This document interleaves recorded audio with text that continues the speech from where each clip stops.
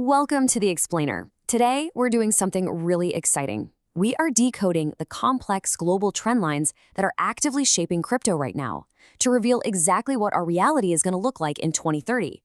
We're totally moving past the guesswork here. We're looking directly at the data, the pending laws, and the tech shifts that are literally rewriting the rules of the game. So if you want to know where your digital assets, your privacy, and the broader financial system are heading, you are in exactly the right place. Okay, let's dive into this. For its first 15 years, crypto basically lived by one strict ethos, right? Code is law. No asking for permission, no centralized CEOs, and absolutely no borders. But regulators have pushed back, and pushed back aggressively, with a totally new paradigm. Law is code. We are transitioning from this era of pure, chaotic rebellion right into an era of convergence. The reality is, crypto started with a manifesto, but regulation starts with a compromise. By 2030, those Wild West days are going to be completely over, and the industry will have had to compromise just to survive. To make sense of this massive transformation, here's our roadmap for today. First, we'll examine the 2025 global patchwork. Second, we'll map out the United States endgame. Third, we're looking at a huge upcoming divide, the Great DeFi Split. Fourth, we'll uncover how stablecoins become banks. And finally, Section 5, welcome to 2030, where we put it all together. All right, kicking things off with Section 1, the 2025 global patchwork. To accurately predict what the world looks like in 2030, we really have to start by evaluating the competing regulatory frameworks that are already live on the global board today. Now, what's really interesting here is how it proves that capital is essentially a coward. It flees from uncertainty and runs directly toward clarity. Take the UAE, for example. With their VARA framework live and a literal 0% tax rate, they are actively winning the global race to become a premier crypto hub. On the flip side, you look at India. They imposed a brutal 30% tax, plus an additional 1% deduction at source, all without providing a proper legal framework. And honestly, that effectively killed their domestic market overnight. Then you've got the EU, offering a highly regulated, safe hub with its MiCA legislation, though that comes at a really high compliance cost. And meanwhile, the US is stuck in this hostile environment driven by lawsuits and zero clear legislative law, which is actively pushing major firms to just build offshore. But, it's not just about isolated countries anymore. These local patchworks are weaving into inescapable global standards. Today, the FATF travel rule is already live in major markets, meaning exchanges have to share data on transactions over just $1,000. Fast forward a bit, and by 2026, the EU passes its digital euro law.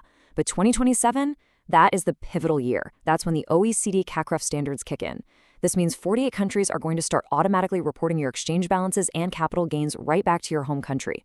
The takeaway here is absolutely stark. By 2027, the era of hiding assets on centralized platforms is entirely over. Every single on-ramp and off-ramp is going to be completely transparent to tax authorities. No way around it. Moving right along to Section 2, the United States endgame, because the U.S. holds 25% of global GDP and roughly half of the entire crypto industry's global legal risk, what happens here is going to dictate the whole global trajectory. Basically, the US is staring down three diverging forks in the road to 2030. Path 1, Congress actually acts. We get legislation like the FIT 21 model, which distinctly defines what makes a token a commodity versus a security based on its level of decentralization. Path 2, the courts decide. This would culminate in a massive binary Supreme Court ruling by 2028 that resolves once and for all whether secondary token sales are securities. Or we hit Path 3, the status quo. If the status quo of regulation by enforcement wins out, meaning ongoing SEC actions and no new laws, the US literally just becomes irrelevant by 2030 as all that innovation ships overseas. However, there is a massive political wildcard here, often referred to as the Pierce pivot.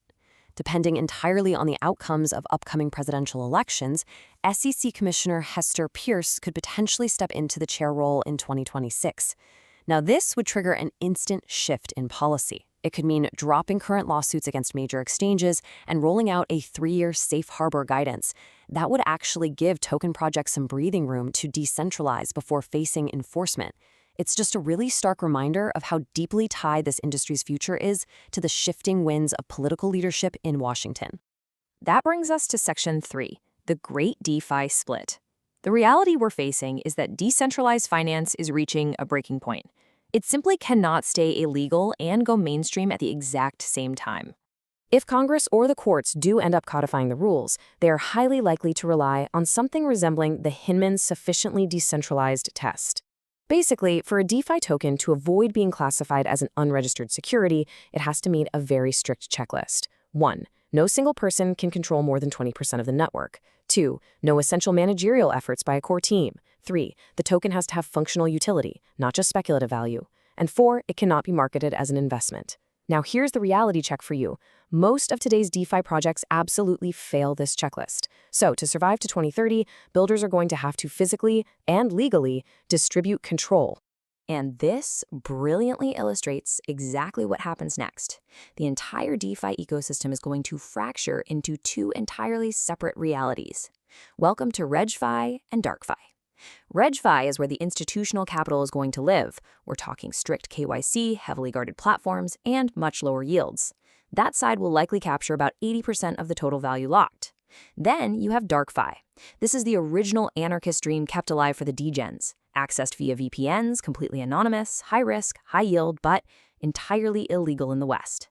Two completely separate chains, two totally separate realities. This split has massive implications if you're a builder. Going forward, DAOs are going to be forced to adopt legal corporate wrappers, something like a Wyoming LLC, for example.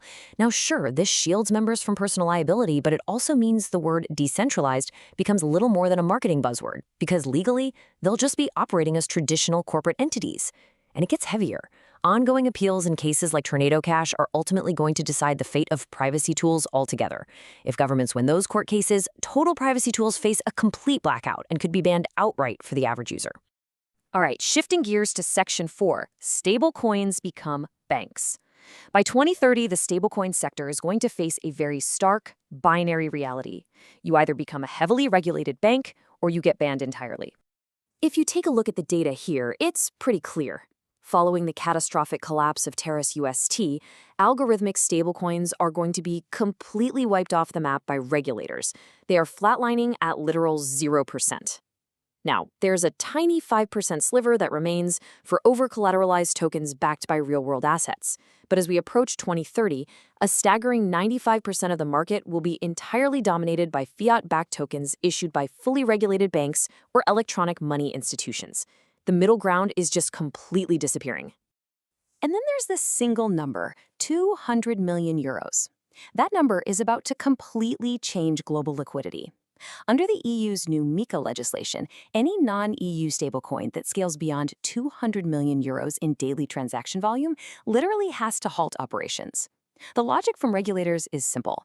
They do not want unregulated offshore dollars dominating their local economies. This rule is a massive deal.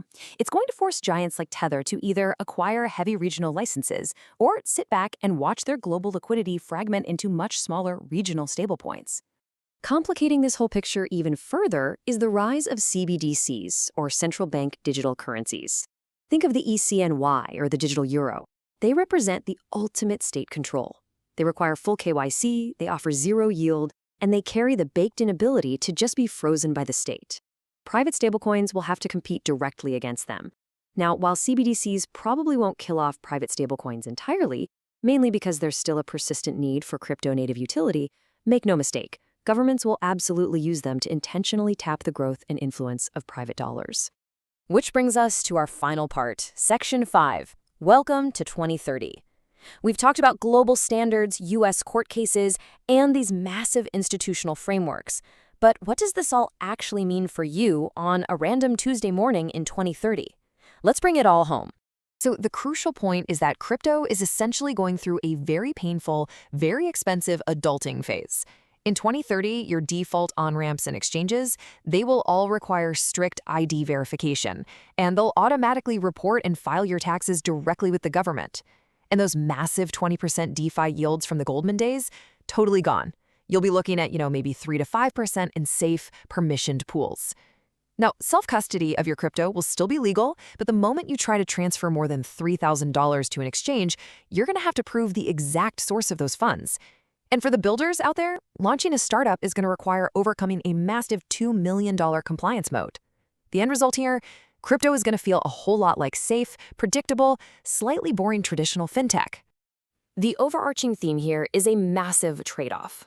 The industry is trading away its original ideals of absolute privacy and permissionless access, all in exchange for massive mainstream adoption, safety, and literally trillions of dollars in institutional capital. By 2030, the ecosystem is irrevocably bifurcated. The mainstream, the institutions, and everyday users are going to live in the bright, compliant, heavily taxed world of RegFi. Meanwhile, that original anarchist dream of borderless private finance, it'll be forced entirely underground into the risky, illegal shadows of DarkFi. The trend lines are drawn, the paths are diverging.